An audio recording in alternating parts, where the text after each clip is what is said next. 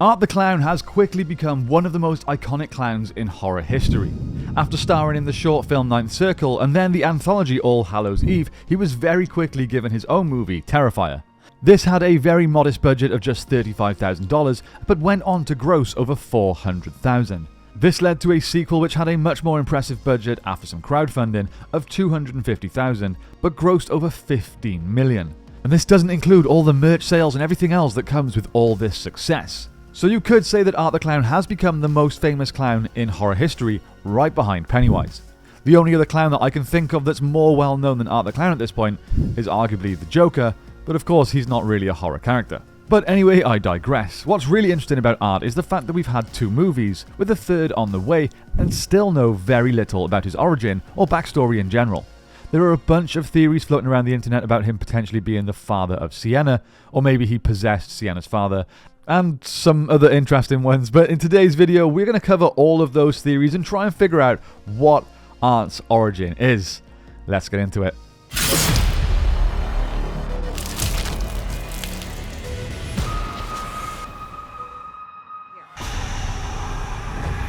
I'm telling you, it was him, Ellie. Right down to the little black dot on the tip of his nose. Now let's start off with the connection between Art and Sienna's father. While Sienna's father is absent from the film, numerous clues subtly suggest his importance to the storyline and his prior knowledge of Art before the events of the 2022 sequel. With Terrifier 3 on the way, Terrifier 2 has strategically planted hints that if Sienna's father were to reappear in the final installment of the trilogy, be it through flashbacks or other means, he could potentially be the catalyst behind Art the Clown's reign of terror on Sienna, her friends, family, and local community. Some viewers even speculate that Art the Clown and Sienna's father are actually one and the same. There's evidence to suggest this, but we'll get to that in a minute. In Terrifier 2, a significant portion of the deaths unfold through gratuitous scenes of body horror gore within the film's extensive, nearly 2.5-hour runtime. However, in Sienna's case, Art adopts a slightly different approach, opting to instill fear in her rather than swiftly ending her life. After all, he has multiple occasions earlier on in the film where he could just kill her there and then, but opts to wait. Now, the rationale behind this peculiar behaviour might be linked to her father's mysterious connection to Art, which goes deeper than what initially meets the eye. This suggests the possibility that Art the Clown could have assumed control over Sienna's father's body, or that Sienna's father may have been on a mission to eradicate the villain from Terrifier 2 before his own demise. It's a loose theory, but a theory nonetheless. Now, throughout the majority of the film, we get more and more very subtle hints that suggest a further connection. The opening sequence in Terrifier 2 witnesses Art's resurrection in a morgue, marked by a gruesome cavity at the rear of his head. His initial victim, the mortician, endures brutal head injuries, followed by Art's act of devouring his eye and brain, potentially suggesting an attempt to replace his own. Yes, we know that he had a big hole in his head from his attempted suicide, but there could be more to it than that. Sienna's father had actually grappled with a brain tumour, introducing intriguing parallels in the narrative of Terrifier 2.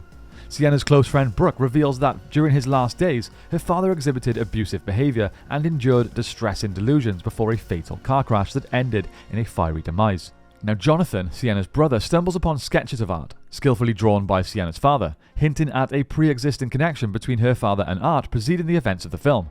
Now, it's unclear where exactly these sketches come from and how the father knew exactly what Art looks like, but it's something I'm very much hoping is explored in the 3rd installment. Now, despite some of these parallels, I'm not really buying this connection, at least the ones that suggest that they are one and the same. It just doesn't make sense to me. I think if that was the case, someone would recognize him, perhaps his own daughter and son, or even his wife. Even with clown makeup on, come on, you're gonna know your own husband. There's no doubting that there's some kind of history between Art and the father, but it's no more than that. In my opinion, despite all these crazy theories, the movie pretty much tells us that there was some sort of beef going on previous to the movie's events. Before the passing of the father, there is obviously some importance to this sketchbook, which is brought up with some emotion a few times in the story. When Jonathan first shows it to Sienna, she kicks off at him, annoyed that they had been searching for it. Then later on, their mother tears it apart in a fit of rage when she sees it. So there is likely more to do with that book than we have been told. Obviously, there is an extremely accurate sketch of Art in the book too, which I talked about earlier. Perhaps the father had an unhealthy obsession with Art that led to what appeared to be a type of insanity, dealing some emotional damage to their marriage, to the family. Now, one of the bigger talking points from Terrifier 2 is the sword. Now, I'm not really sure where to start with this. I feel like every time I watch it, I'm missing something really obvious that I should have seen. And maybe I did. If I've missed something to do with this sword, then please, guys, in the comments down below, educate me, because I'm still, while making this video, very confused by it. Now, there is a suggestive implication that Sienna's father possessed some form of premonition regarding Art the Clown's future encounter with his daughter. This foresight may have motivated him to devise a plan for her to overcome this evil entity, or potentially suggest that he played a role in Art's pursuit of her in the first place. Following a series of relentless attacks, Art delivers a fatal blow, stabbing Sienna in the abdomen with this sword during their climactic confrontation. This grievous act propels Sienna into a dimension reminiscent of the earlier Clown Cafe dream sequence. Here she meets her demise by drowning in a water tank. However, an intriguing turn of events unfolds. As Jonathan faces imminent peril, the same sword that ended Sienna's life emits a fiery red glow, leading to her inexplicable healing and resurrection. I was genuinely so confused upon first viewing, and to be honest, even after multiple rewatches, I'm none the wiser. Again, I may be missing something, let me know, but regardless of what I missed, I would assume that the knife or sword, originally belonging to Sienna's father, and then it emitting some kind of healing power, would suggest that the dad had some kind of knowledge of future events. Man, this video is getting weird, I'm even confusing myself.